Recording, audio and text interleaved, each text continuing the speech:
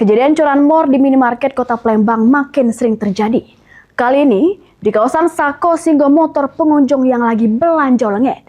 Aksi cepat kedua pelaku terekam kamera pengawas.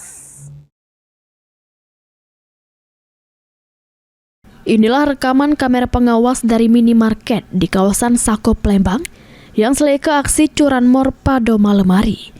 Dua orang pelaku beboncengan terselik ngincer motor yang terparkir di halaman minimarket.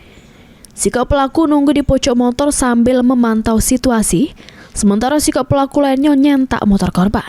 Tidak butuh waktu lama, kedua pelaku berhasil nyentak motor dengan ngerusak kunci kontak.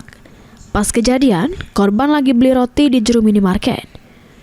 Belum lama di jero minimarket, korban metu lagi pas nak ngambil kantong namun diselik, motornya sudah tidak ada lagi di parkiran.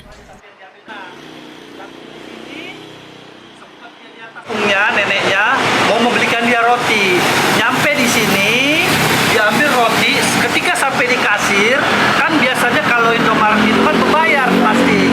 Jadi ibu aku inisiatif mau ambil plastik di dalam motor. Iya. Pas udah stang ya? Udah. Di saat dia ibu aku datang di motor itu sudah nggak ada.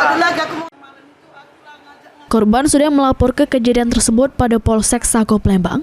Berharap polisi gancang bergerak menangkap pelaku serta motornya bisa balik lagi.